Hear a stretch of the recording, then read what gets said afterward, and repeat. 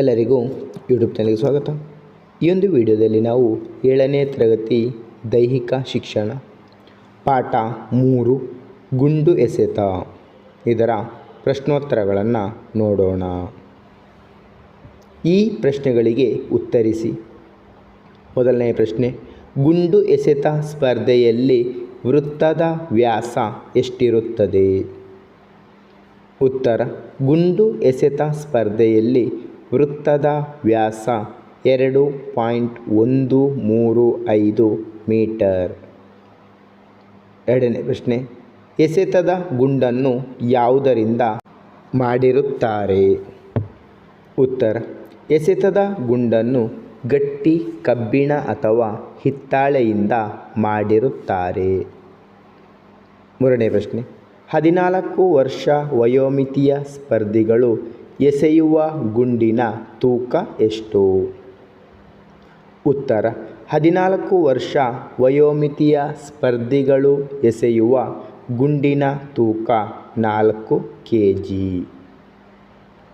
ಮುಂದಿನ ಪ್ರಶ್ನೆ, ಗುಂಡು ಎಸೆತದ ಸ್ಪರ್ಧೆಯ ಅಕ್ರಮಗಳನ್ನು ತಿಳಿಸಿ. ಉತ್ತರ, ಗುಂಡು ಎಸೆತದ ಸ್ಪರ್ಧೆಯ ಅಕ್ರಮಗಳು: ಬೇರೆಯವರ ಸರದಿಯಲ್ಲಿ ಎಸೆಯುವುದು, ಹಿಡಿತವಿರುವ ಕೈಗವಸು ಗ್ಲೌಸ್ ಹಾಕುವುದು, ಸ್ವಂತ ಅಥವಾ ಕಡಿಮೆ ತೂಕದ ಗುಂಡು ಬಳಸುವುದು, ಓಡಿ ಬಂದು ಗುಂಡನ್ನು ಎಸೆಯುವುದು, 2 ಕೈಗಳಿಂದ ಗುಂಡನ್ನು ಎಸೆಯುವುದು, ಸೊಂಟದ ಕೆಳಭಾಗದಿಂದ ಗುಂಡನ್ನು ಎಸೆಯುವುದು. ಮುಂದಿನ ಭಾಗ, ಈ ಕೆಳಗಿನ ಹೇಳಿಕೆಗಳು ಸರಿ ಅಥವಾ ತಪ್ಪು ಎಂದು ತಿಳಿಸಿ. ಮೊದಲನೇ ವಾಕ್ಯ, ಸ್ಕಾಟ್ಲೆಂಡಿನಲ್ಲಿ ಮೊದಲು ಗುಂಡು ಎಸೆತ ಪ್ರಾರಂಭವಾಯಿತು. ಸರಿ.